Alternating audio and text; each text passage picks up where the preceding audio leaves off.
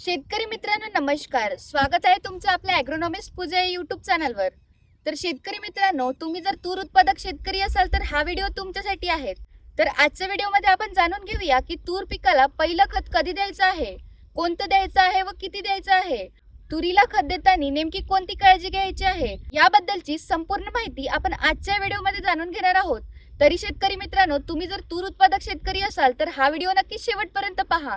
तुम्ही जर आपल्या चॅनलवर नवीन असाल तर चॅनलला नक्की सबस्क्राईब करून घ्या, जेणेकरून मी टाकलेल्या व्हिडिओचे नोटिफिकेशन तुमच्यापर्यंत सर्वात आधी पोहोचेल. चला तर शेतकरी मित्रांनो, आपण व्हिडिओला सुरुवात करूया. शेतकरी मित्रांनो, तुरीला पहिलं खत व्यवस्थापन करताना विशेष काळजी घेणे महत्त्वाचं असते, कारण की तूर हे द्विदल वर्गीय पीक आहे, म्हणून याला अतिरिक्त नत्र देण्याची आवश्यकता नाही आहे. कारण शेतकरी मित्रांनो, तुरीच्या मुळावर ज्या गाठी आहेत त्या हवेतील नत्र स्थिर करून झाडाला पुरवण्याचं काम करतो. त्यामुळे अतिरिक्त युरिया किंवा अतिरिक्त नत्र देणं तुम्ही इथे टाळा. आणि शेतकरी मित्रांनो, तुरीला हा जो काही खताचा पहिला डोस देऊन घेत आहो तो 35 ते 40 दिवसाची तूर झाल्यानंतर आपल्याला देऊन घ्यायचा आहे. आता हा जो काही डोस आहे, काही शेतकऱ्यांचा पहिला डोस असू शकतोय किंवा काही शेतकऱ्यांचा हा दुसरा पण डोस असू शकतोय. कारण की काही शेतकऱ्यांनी जे आहे लागवडीच्या वेळी खत दिलेले आहेत, ज्या शेतकऱ्यांनी लागवडीच्या वेळी खत दिलेले आहे त्या शेतकऱ्यांचा हा दुसरा खताचा डोस असू शकतोय. तर शेतकरी मित्रांनो, तूर पिकाला हे जे काही आपण 35 ते 40 दिवसाने खत देऊन घेत आहोत, तर नेमकं कोणती खतं द्यायची आहे किंवा किती प्रमाणात द्यायची आहे, तर यामध्ये मी तुम्हाला 4 ते 5 पर्याय सांगतो. यापैकी तुम्ही कुठलाही एक पर्याय जो आहे तो वापरू शकताय.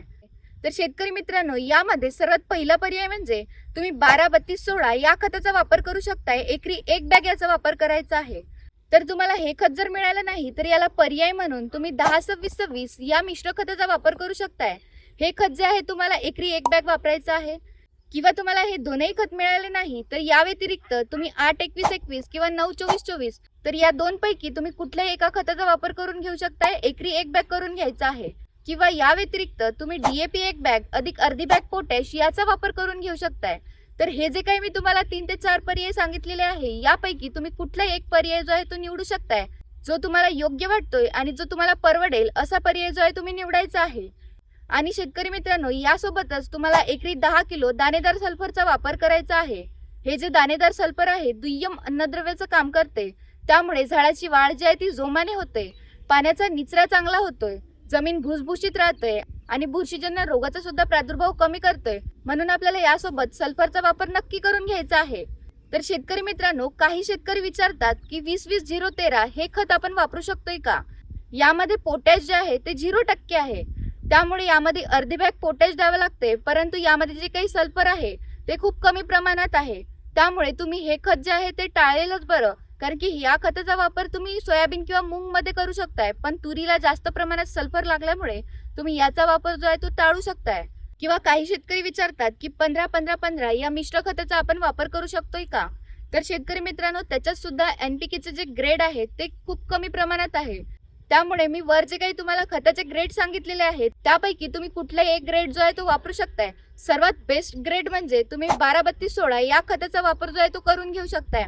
तर शेतकरी मित्रांनो, तुम्हाला हे जे काही मी खताचे पर्याय सांगितलेले आहे यापैकी तुम्ही कुठल्याही एक खताचा पर्याय निवडू शकताय.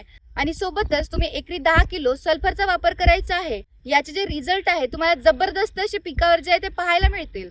तर शेतकरी मित्रांनो, खत देताना नेमकी काय काळजी घ्यायची आहे, तर सर्वात पहिलं म्हणजे की जमिनीमध्ये पुरेसा ओलावा असल्यानंतर आपल्याला खत व्यवस्थापन करायचं आहे. म्हणजेच मातीचा असा गोळा झाला पाहिजे तेव्हाच आपल्याला खत व्यवस्थापन करायचं आहे.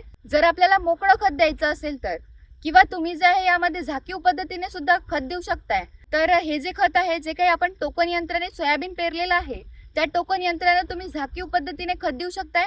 परंतु हे प्रत्येक शेतकऱ्याला शक्य नाही आहे, म्हणून आपण मोकळं खत देत असतोय. त्यामुळे जमिनीमध्ये पुरेसा म्हणजे जमिनीवरची जी माती आहे ते ओलसर असली किंवा मातीचा असा गोळा होत असला तेव्हाच आपल्याला मोकळं खत जे आहे ते देऊन घ्यायचं आहे. म्हणजेच त्याचे रिझल्ट जे आहे आपल्याला जबरदस्त असे पाहायला मिळते. तुम्हाला शक्य असेल तर तुम्ही टोकन यंत्राने सुद्धा खत देऊ शकताय. तर शेतकरी मित्रांनो, खत देताना तुम्हाला एक काळजी घ्यायची आहे.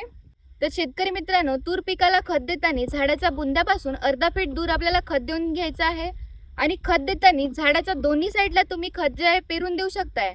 तर शेतकरी मित्रांनो, तुमची लागवड जर 7x1 किंवा 8x1 फुटावर जर असेल तर अशा वेळी तुम्ही झाडाच्या दोन्ही साईडला खत जे आहे ते पेरून देऊ शकताय.